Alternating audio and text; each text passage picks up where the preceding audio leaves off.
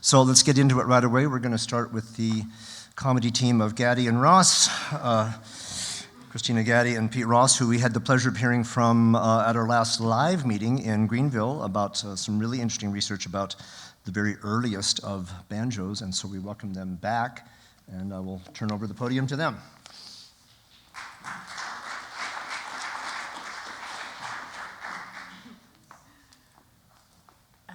Thanks, Darcy. Thanks, everyone. This is, after this morning's session, it's a little funny because we're not only going acoustic, we're going very pre-industrial. So I'm Kristina Gaddy. I'm author of the forthcoming book, Well of Souls, Uncovering the Banjo's Hidden History. And I presented at AMIS in 2019 on the early banjo and images. And I realized in the Q&A that the kind of definition of an early banjo isn't super well defined. I'm Pete Ross. I'm a banjo maker, and for years I've been focused on the earliest form of the banjo, and over the last 30 years in trying to recreate those instruments, I've examined all the extant early banjos and a number of instruments from the early to mid-1800s. I've also written extensively on one of them in my article, the Haitian Banza and the American Banjo Lineage, published in the book Banjo Roots and Branches. And so in this presentation, using three extant instruments with clear provenance, connecting them to the African American tradition, images of early banjos, and two newly discovered images and one newly discovered instrument, we're going to explore whether an instrument's organology alone can determine whether it's a banjo, or whether we need to consider its cultural context as well. And so, to be clear, we're talking about pre-industrial gourd and calabash-bodied instruments that were a part of the vernacular African-American tradition before the instrument enters pop culture and becomes industrialized with blackface minstrelsy around 1840. Three known extant early banjos are in this picture. On the left is the Haitian Banza, which resurfaced in the Musée de la Musique's collection in 2003. The Creole Banya in the center was collected in the late 18th century and rediscovered by Richard and Sally Price in the 1970s. On the right is the Panya, which our colleague Shlomo Pesco rediscovered when the Musical Instrument Museum online databases went live in 2015. So what are the organological characteristics of these three instruments? These are the characteristics that Christina and I have determined based on the instruments and on historical descriptions of banjos from the 17th, 18th, and early 19th century. One, long strings attached to tuning pegs at the far end of the neck. Two, a flat fingerboard. Three, a short string that partway up the neck. And four, a skin soundboard. And five, gourd or calabash bodies. Sometimes in the historical sources, it should be said that gourd and calabash are used interchangeably. In fact, in French, both these plants are called calabasses. However, they grow in different climates and can help determine, differentiating between them can help determine an origin for a particular instrument.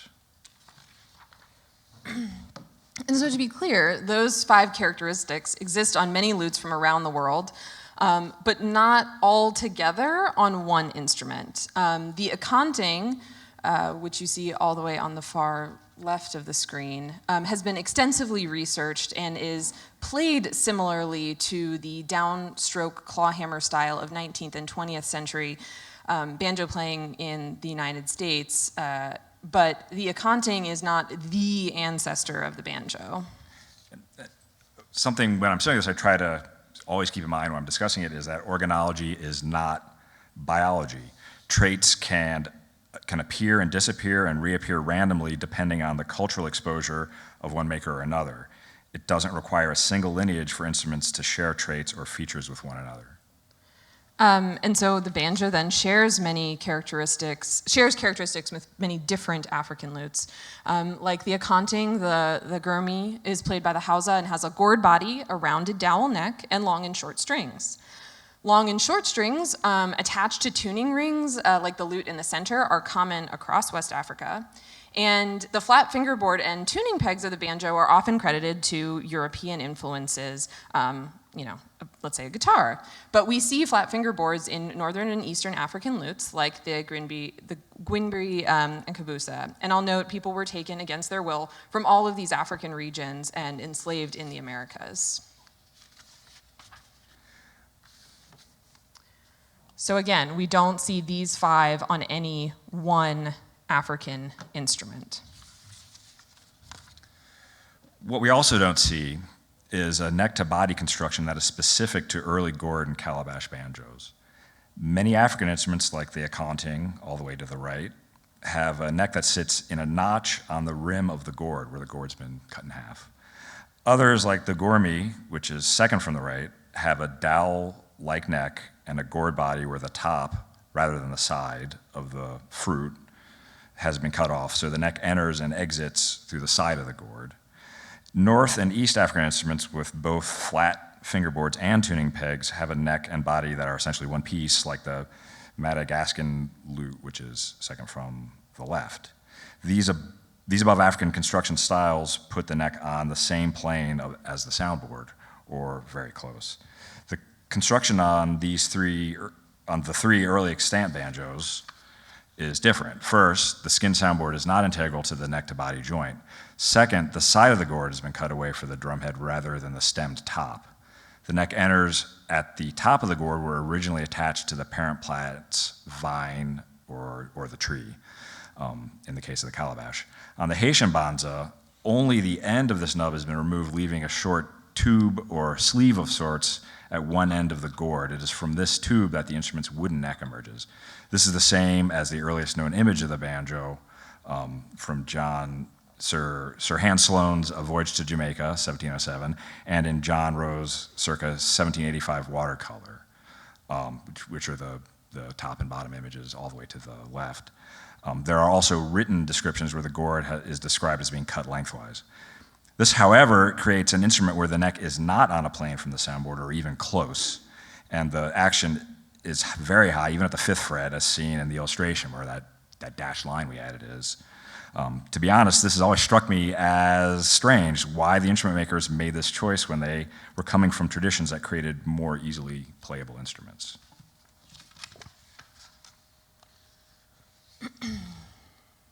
I came to realize that even though the Creole Banya and Panya are made from calabashes, which don't have a tube like a gourd and makes them look a little different than the Banza from Haiti, they also have the same neck-to-body construction. The wood neck enters through where the stem had been on one end of the fruit and exits through where there's sort of a dimple where the blossom had been on the other end. I explored the religious and spiritual reasons for this construction fully in Well of Souls, but the short version is that this construction kind of reflects the spiritual purpose of the instrument and this religious aspect of planes intersecting between the earthly plane and the godly plane, and I argue that this was more important than the playability of the instrument. Here are the measurements of the 3 extant instruments. Did I say that right? These are the measurements of the 3 extant instruments. As you can see, the overall length and scale lengths are very close, especially when considering that these instruments were collected across the Caribbean Sea from each other, from Suriname all the way to Haiti over the span of nearly 100 years. So again, we come back to this question. When we're presented with a new image or a new instrument in a collection, to what extent do we consider those organological characteristics, and to what extent do we consider the instrument's provenance, usage, or cultural context? Can we say that one is more important than the other? For these 3 instruments, we have very clear provenance that places them within the tradition of African diasporic music and dance. There's a lot to expand on here that we don't have time for in this presentation, but here you see we know who they were collected by, where they were collected, and the time period from which they've come. And the images that we have of early banjos also document their usage and cultural context, if not from the image directly, then from corresponding texts, like this account from Sir Hans Sloane. So this is the engraving that appears in his book, A Voyage to Jamaica, and he also then writes, they, meaning the enslaved, have several sorts of instruments in imitation of lutes made of small gourds, fitted with necks, strung with horse hairs, and has that description there. Similarly, John Stedman, who collected the Creole Banya, also wrote in this as an accompaniment to this illustration, musical instruments of the African Negroes, that number 15 is the Creole Banya. It's like a mandolin or guitar being made of a gourd covered with a sheepskin, which is fixed to a very long neck or handle. This instrument has but 4 strings, 3 long and 1 short, which is thick and serves as a bass. I think that's a typo there. In this image, we directly see the banjo as being played with a dance. In my book, again, I explore the banjo's role in ritual dance and its use as a ritual instrument.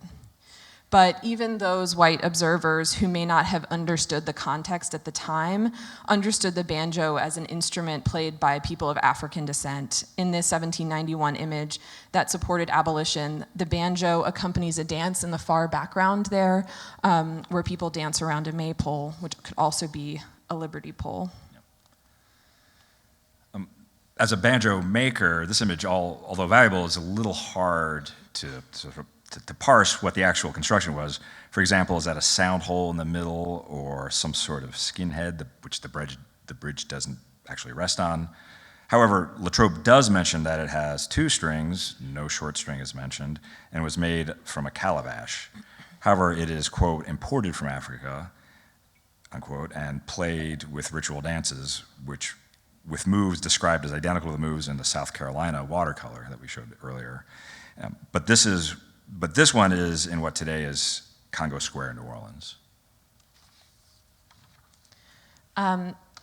Here, the description from Moreau de Saint-Marie doesn't quite match the image. Saint-Marie writes, the banza is a sort of primitive guitar with 4 strings joins the concert. There are many other descriptions, but that is what he uses. And then in the kind of atlas that accompanies that description, which was actually published beforehand because of various political happenings, including the Haitian Revolution, we see this person holding an instrument much more like a violin or a fiddle. This could be a different way of holding the instrument, or it could simply be that the engraver didn't know what the instrument was supposed to look like. He was a Frenchman who hadn't traveled to the West Indies. But again, it's accompanying the ritual dance. And in this diorama from Gerrit Schouten, called Diorama van de Waterkant van Paramaribo, is also from Suriname. And the gourd body instrument is again held up on the shoulder, not kind of across the body. And while the young boy dances to the music, it's not part of this kind of ritual context. I explore more of this in my book, but there could be a reason for that. So new old banjos, we come back to this question. When presented with a new image or instrument, how do we determine whether it's a banjo? This is a watercolor of a dance at La Fossette that I turned up in my research for Well of Souls that was not previously known in the banjo community and also not well known within the Haitian studies community. So it's Ile de Saint-Domingue, Vue de Cap de La Fossette. La Fossette was the burial ground outside of, at the time, Cap François, which is now Cap Haitien. So this would have been before the Haitian Revolution, which we can see, especially by the clothing that the white people on the left are wearing. And again, it's not the best quality because the auction house in France refuses to let me know who it is that owns it now. It came up for auction in 1999 for €5,000 and could have easily been purchased by people who would love it very, very much today. But it was bought back in, so it didn't even reach that €5,000 mark. So it's not the best quality, but we see it's very similar, both the dance and the instrument, to the 1785 South Carolina watercolor. But then, what are these characteristics? Long strings attached to tuning pegs. Yes, we think, but we can't quite be certain. A flat fingerboard, again, it appears that way, but we can't be certain. A short string, very hard to tell. A skin soundboard, likely because of the light color. A gourd or a calabash body, also very likely, simply because it's curved. The neck to body construction, very, very hard to tell. but played as a ritual instrument by people of African descent in the Americas, absolutely. And I explain the kind of significance of having this dance at La Fossette in my book. Even the costume indicates that. Yes, and as well as what the people are wearing. And again, we just see this incredible similarity between how these instruments are held, kind of, where the finger placement is on the fingerboard. Yeah. So last fall, I received an email from Alexandre Gerard-Mascagori, a curator at the Musée de la Musique in Paris, as he was researching Victor Schulcher's instrument collection and the Haitian Banza that we've already been talking about. He thought the instrument pictured here looked very reminiscent of the Banza, and I totally agreed. We went to Lyon to examine it this past March. Beyond clearly looking a lot like the Haitian Banza, it shares these definable characteristics with the other instruments. So one, the long strings attached to tuning pegs. You can see a clear peg head with a number of holes for tuning pegs in it. A flat fingerboard, clear. It's a board very much like the Haitian Banza. A short string, there's at least 3. So that was a little confusing to us, but there they are, sort of a drone string of sorts, as on other banjos. It has a skin soundboard.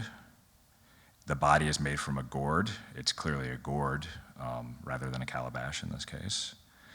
The neck to body construction is the same as on the Haitian Banza and the instruments from Suriname. Through the sleeve formed by the cutoff neck of the gourd, and out the dimple where the blossom had been at the far end. The final determinant, played as a ritual instrument by people of African descent in the Americas, this we don't know because there was really no provenance attached to this instrument. But I should add the skin here is, in this case, is integral to the construction where the neck meets the gourd. The builder might have had a larger piece of skin to use and understood from knowing earlier African traditions in the way the skin wraps around the gourd neck, it creates a more stable joint. But that last one, just to reiterate what Pete said, we don't know that. We don't have a known provenance, a place of origin, or anything about the instrument where it was collected from. Due to the collection notes and the information that Marie-Paule Imberti, who's the curator at the Musée de Confluence, has, she thinks that it may have been collected in the United States in 1876. But using the historical record up until this point, which has really only been from November until June, we have not been able to verify this. And based on who she thinks collected it, we may never be able to do that because this person's trip to the United States was very poorly documented. So right now, we just can't check that final box. However, again, we see how similar it is not only to the Banza collected in Haiti, but to Sloane's earliest image of the banjo, the engraving all the way to the left, and the South Carolina watercolor all the way on the right. And so this brings us to our final image. This is a watercolor of a lute in a notebook that was objects from the Leverrier Museum done by Sarah Stone in 1780. How the Creole Banya arrived at its current home in the Netherlands isn't completely clear, but Stedman did give some objects to the Leverrier Museum in London. And having an idle moment of time, this led me down a path to figure out what the collections of that museum looked like and what happened to the items in it once the museum closed, kind of thinking maybe that I could trace the Creole Banya better. And that's when I came across this watercolor done by Sarah Stone in 1780 of objects in the Leverrier Museum. This was done before Stedman gave his objects to the Leverrier Museum, so it can't be the Creole Banya. However, it could be another early banjo. While Stone's watercolors capture detail very well, when comparing those watercolors to extant objects that have been found in museum collections, it's clear that her details are very good, but proportions are off. And so when I saw this, I thought, okay, that's an early banjo, but is it? And so long strings attached to tuning pegs, yes. A flat fingerboard looks very likely. A short string, yes. A skin soundboard, yes. A gourd or calabash body, yes. The neck to body construction does look very indicative of having this kind of what ends up being very high action because of how far down the peg or the neck comes through the whole body of the instrument. But again, without having it, we can't totally, and again, saying like her proportions are off, can't be certain. Played by a ritual instrument by people of African descent in the Americas, you know, really can't take that last one at all because we don't have the instrument. It's not extant in a collection today, as far as I've been able to research, and we don't know anything about it from Sarah Stone's watercolor. In her extensive analysis of the Leverian Museum's collection, Adrian Kepler believes this to be a Comanche of the rebob type. This would imply that the instrument was of some Turkish or Middle Eastern origin, but there are no Turkish, Egyptian, or Persian instruments listed in the sale catalog, and those are the kind of three ethnographic regions that at the time the sale determined would have been, you know, Middle Eastern.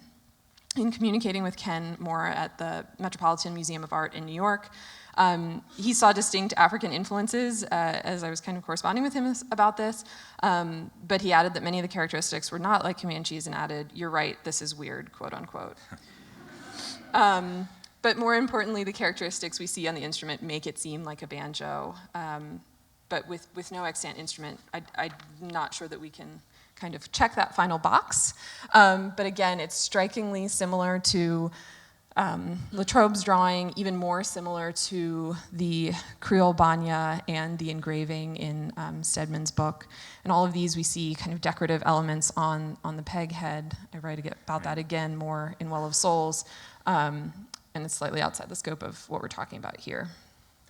I just want to add that, you know, Stedman, the image in Stedman's book all the way on the right is less like it's less like the instrument towards the left that it's actually drawn from than this sort of recently discovered image is almost more like the image on the left of the Creole Banya. So where does that leave us? None of the physical elements we describe on their own can define a banjo because they're found on other lutes. These organological characteristics altogether altogether in a single instrument are only found on New World lutes made by people of African descent. And beyond that, the cultural context is essential. And one more thing that we have to reiterate is that the banjo was born of the African diaspora, people being forcibly taken from across the continent, from many different communities and language groups and cultures. They spoke different languages, they practiced different religions, they played different instruments, and slavery forced them to create new communities, new cultures, new languages in order to survive. We've set up these 6 characteristics, but the reality is that an image might not show us a short string, and yet so for example, Latrobe, but because of the cultural context, we call it a banjo. And alternatively, with the new instrument in Lyon, we don't have the provenance, but these organological characteristics are so strong that we basically can't say it's not a banjo until we're proven wrong by some sort of DNA testing of the wood or alternative evidence that turns up. Thanks. Thanks. We're ready to take questions.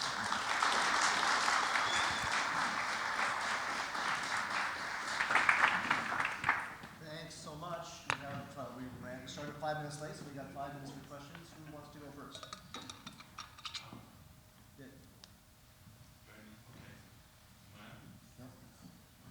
We can hear you. I think they need it for the recording.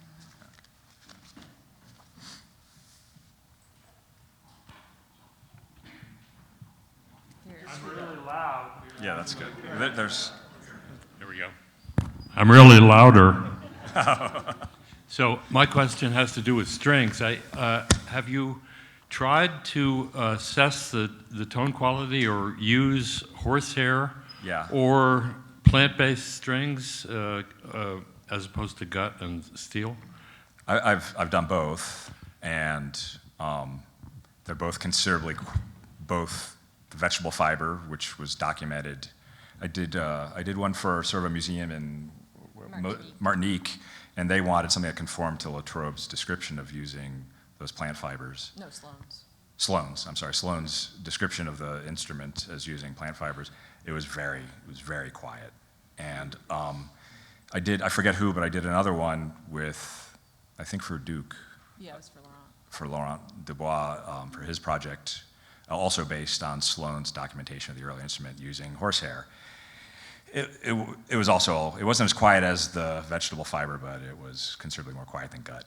I will say, you know, some of these have, the Haitian Banza had, when I first examined it, it had remnants of strings and they were gut, pretty heavy gut. The Panya in Berlin somebody had put steel strings on it at some point, but I would never use that on these because I think it would damage the instrument, the higher tension and things like that. Other questions?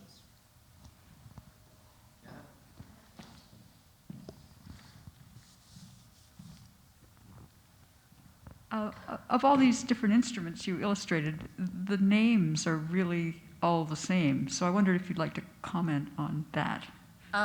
Yes, sure. So the instruments from French-speaking colonies are generally referred to as banzas, but I would call them also banjos and call them early banjos. The standardization of the word banjo kind of starts to happen at the end of the 1700s, beginning of the 1800s. But before that, you have an incredible variety of names where banjar is a very commonly known one, simply because Thomas Jefferson referred to the banjo as the banjar with J-A-R at the end. You also have ones, there's an interesting kind of, you know, speaking of linguistics in the last presentation of the first session, where you have a young woman in Maryland writing about the banjo, and she spells it B-A-N-G-E-A-U, kind of giving it a French touch there. You also have people calling it a banshaw, B-A-N-S-H-A-W, and basically the way that Banza is written, B-A-N-Z-A, could also have been pronounced bansha. So, you know, there's kind of lots of room for that. So very early on, there are lots of different names, which makes searching in, obviously, having things be internet searchable now is amazing, but, you know, having to look for, you can't just type in banjo in you know, texts that have been digitized because it might be spelled B-A-N-J-A-R, you know, or something. Would you say like the instrument, the words for it are from a process of creolization? Yeah, that's probably true. Yeah, yes, I do think that, and you know, there's. I get into the origin of the name as well in Well of Souls, but you also have that Creole Banya, the Panya, as it's written down in the collection notes in Berlin, and you get, you know, you start thinking about the different ways in which words and sounds of letters exist in different languages, which is, there's probably a whole different conference just on that, isn't there? But, you know, so a G in German is not pronounced like a G in English, is not pronounced like a G in Dutch, and so that's, you know, my theory on why you get a lot of these different names, where it's people trying to emulate in their, you know, colonizer European language a creolized word, or a word that has, you know, African derivatives in it. Another question? Anybody? Jason. Yeah, just quickly wondering, has anyone been able to look in Spanish collections? Like, you're finding all these things in the French museums. That's a really great question. So even though I do speak Spanish, simply because, so Dina Epstein's book, Sinful Tunes and Spirituals, Black Folk Music to the Civil War, is really kind of the, you know, text of modern banjo research, I would say. And she points out that she couldn't speak Dutch, and so she didn't look in Dutch collections. And once you start looking in Dutch collections, holy wow, there's a lot of stuff. And so, for example, the period in New Orleans history where it's under Spanish rule, I'm not sure anybody has looked in those documents for banjos. And I feel bad that I haven't, but I had to kind of get this done under a deadline. But I think the real answer is that there's a lot more research to be done in Spanish and Portuguese colonies, and especially as it relates to gourd-bodied instruments, often being referred to as like a gourd guitar, as we saw, and whether those traditions led to instruments like the Venezuelan cuatro that has, a very interesting tuning rather than kind of a short string, or, various South American instruments that have like a little short string, that's a guitar body, but the little short string right where the neck meets the body, is that kind of, where does that fall on this banjo lineage? Yeah. Well, thank you so much to the banjo detectives. Thank you.